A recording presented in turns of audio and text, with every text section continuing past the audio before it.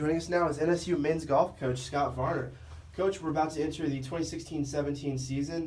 Just another year filled with high expectations for the Riverhawks. Just tell us a little bit about the men's team and what you expect for them this year. Great expectations just because of youth, talent, number of great quality kids that I brought in. I really went out and recruited this year. I won't mince words, I was pretty frustrated last year. I've been here 18 previous years, this being my 19th year, which is amazing to me in a lot of ways. But last year was a very humbling year, I guess is a good way to describe it for me, probably for our alums too, to see how we played, especially in the spring. And so I was highly motivated to get some of those problems fixed and i.e. go out and find some studs and bring them in. So with the kids we've got coming back, which I feel like some very talented kids, and of course Tate Williamson, who was runner-up in the state amateur this summer, had a great summer, and was all region last year, our highest finisher at the national, at the regional tournament, excuse me, and played phenomenally, and all conference, all region, and really had a good year, and was probably on the verge of being an All-American himself. But that's pretty much where it stopped for us last year. And Garrett McDaniel was a freshman. He had his moments and he was pretty solid, but he's a freshman and we got to give him a little leeway there. He's back. We've got returning Mark Johnson, who was an all-region performer and a stud 2 years ago, and just again, golf can do this, as he got in his head and he kind of lost his mojo, lost his confidence a little last year, and really suffered through a year. And if we can get him back, and then all these newbies that I brought in, 7 of them, and a lot of them had extraordinary summers in national events, their own state amateurs in some of the different states they came from.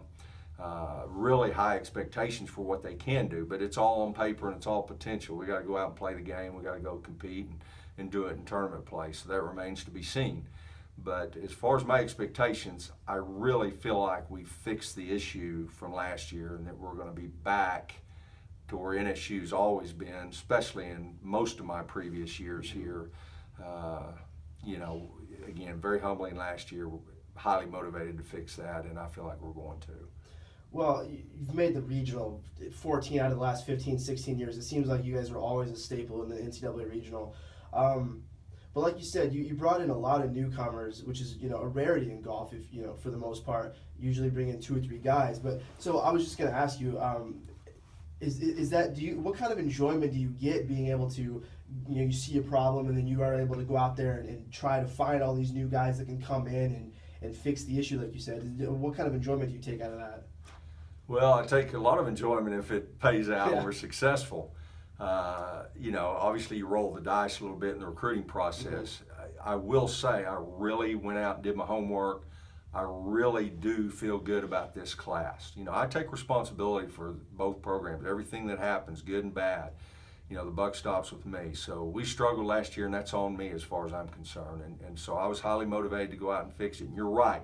Our tradition, 19 years I've been here, 18 previous years, we've been nationally ranked 15 of those years. Every national championship tournament qualification except for 2 years during that entire period. Conference championships. We need to be back to being that team. And I feel like not only do I owe it to the school and the program, but to my alumni and ultimately even to some degree to myself. And so again, I was highly motivated to go out and fix the problem. And I feel like we have. I really do feel good about it. But again, we got to go out and play the game. These guys have got to go out and perform. But I really feel like we've fixed some of the issues that needed fixing. And I think for the kids that are coming back, it's uber competitive this year. And last year we didn't have that. And I've always been an iron sharpens iron kind of guy.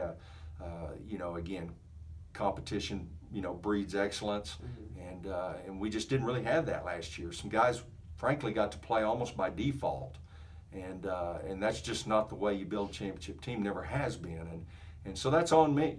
And I absolutely wanted to go out and get that fixed this year. So I feel like we have, and we'll know pretty soon. But I am excited, and again, I'm 54 years old. I've been coaching 31 years. You know, I'm getting to that point where a guy could retire, but I have no interest in retiring. I'm excited about it. I'm probably as enthusiastic about coaching as I have been in many, many years. I really do like these kids, men and women both. I'm really energized, just really having fun, and expect a great year, particularly out of our men this year. When you look at from top to bottom, the conference, you know, the MIAA on the men's side is extremely stout with Washburn, Southern, you know, Central Missouri, Central Oklahoma. Talk about the conference and, you know, just how tough of a league it is and what your expectations are going into the season in terms of how you expect to fare in the conference this season. Well, I'm sure to other people on the outside, you know, they're not expecting us probably to come in and win the conference championship this year, but that's our expectation. It hasn't changed, but it never changes. That's always been, I've always brought kids in and we expect to win national championship every year, and we've been darn close many years, and in men and women, and we expect to do that every year, just like we expect to with our men, and we expect to win the MIAA. But there are a lot of good teams in the MIAA. I mean, you look at what our teams have done and the way they've represented at the NCAA regional level and then even at the national level as far as making match play. The MIAA has really proven itself to be very strong on the men's side, particularly with UCM, you know, Central Missouri, my good friend Tim Poe up there. We've both dinosaurs in this business, been doing it a long time. And then what UCO's done in the last few years, which again, being a rival, and I know they're probably going to watch this video, but you know, that stings a little bit when we used to be tit for tat with them on everything all the time for most of my tenure here. And to watch them, you know, elevate to the point and us fall and trip and stumble a little bit these last few years, that's a motivating factor for us. You know, I won't mince words.